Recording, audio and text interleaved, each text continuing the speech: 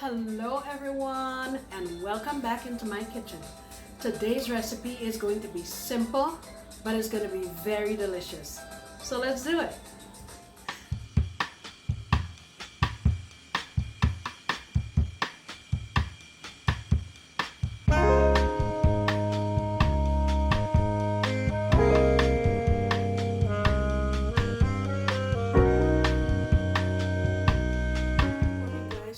Doing a little bit of prep work for Thanksgiving, and I wanted to show you what I'm using in my brine. Right here I have just one cup of hot water. You can have regular water, but I just got hot water from the tap. I'm going to use this for my salt. Now keep in mind that you can do a salt and sugar brine, but because I'm doing low carb, I'm only going with the salt. And you can also use chicken broth. So this essentially is my chicken broth. I'm going to add in here, I'm going to say about 1/4 cup of this. You want it to be a little on the salty side just because, you know, it's going to permeate my turkey. And this is my turkey breast here. It is almost 5.5 pounds. So what I'm going to do with this off camera is wash it with some lime juice. You know how I do. And what's going in here is I have about a teaspoon of black peppercorns, just a knob of ginger about this big, 1 tablespoon of garlic powder, a couple sprigs of thyme, a sprig of rosemary. These are juniper berries. Let me see, 3, 4, 5, 6, 7, 8, 9, about 10 of them. And these are really good for gamey meats. I got mine at Natural Grocers. I'm sure you can get it at like Whole Foods or something like that. I'm not sure if Walmart or other regular stores have it, but I got mine at Natural Grocers, and you see what they look like. And I have a 1/2 of a lemon, and yeah, that's it. So all this is, let me give this a little squeeze. This is all going in here.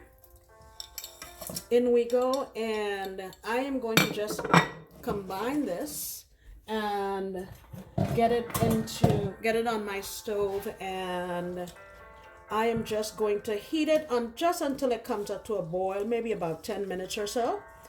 And what I'm going to do once this is done is I'll add 2 cups of cold water to it just to try to cool it down, because you really don't want to put your turkey into hot liquid. All right, see you soon.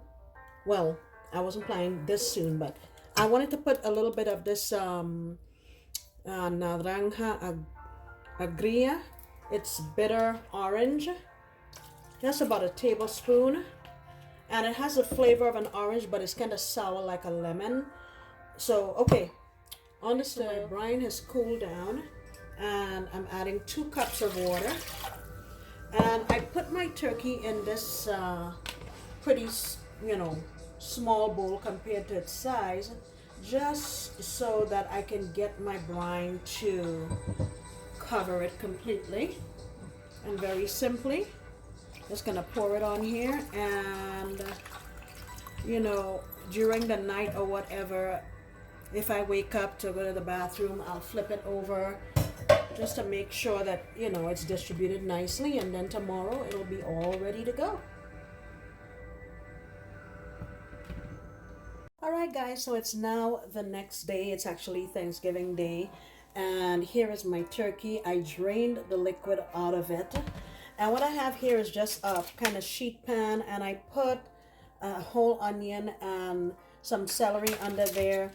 A, for flavor, and B, because this here is a cheap dollar store cooling rack that I always use to keep the meat elevated, but the weight of that is going to weigh this down, so I'm using my celery here to keep it from weighing down. So what I'm going to do is very simply get my turkey out of there, and in the bottom here I have a cup of chicken broth.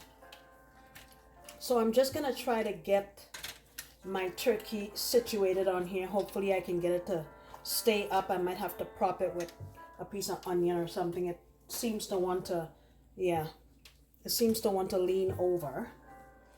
So let me see if I could get, maybe take some of the celery and put it under here to keep it straight. There we go. All right, so tuck in all these stray pieces under, again, for good presentation. And the aromatics, we can dump it in here, the ginger and the juniper berries and stuff. Just dump them. It still wants to try to tip over. All right, so what I'm going to do now is I have some paper towels. I'm just going to pat this dry.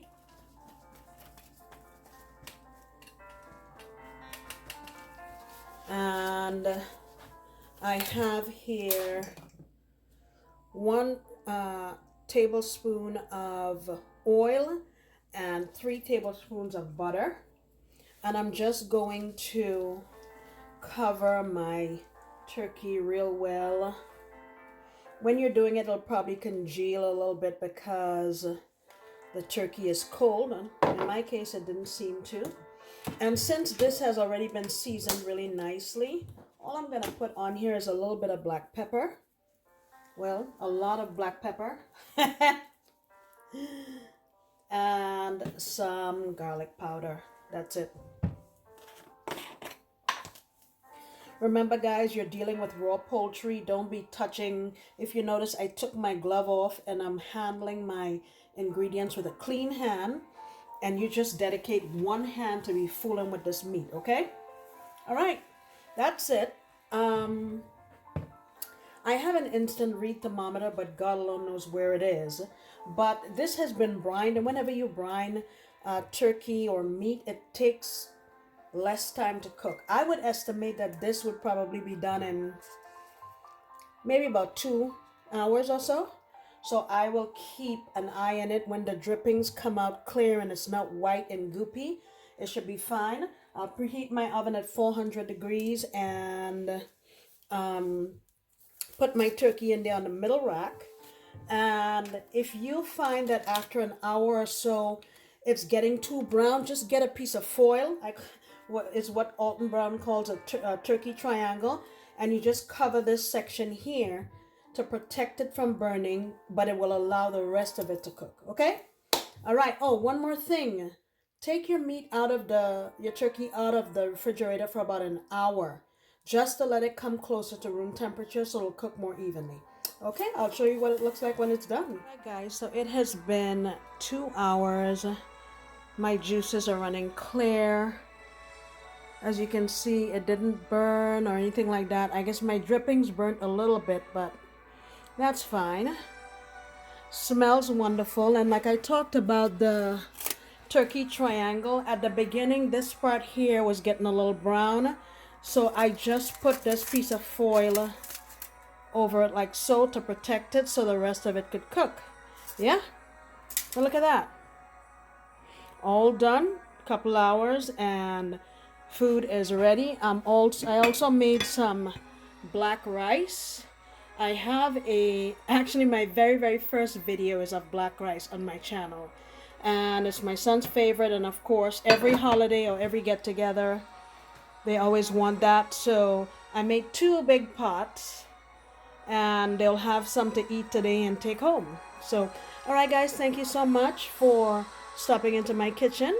I hope you try this recipe. I hope you and your family have a wonderful holiday season. Whether you make this for Thanksgiving or for Christmas, doesn't matter. What matters is family. Spending time together, making memories, because someday, you know, everybody won't be around. So, yeah. All right, guys, see you in my next video. Bye.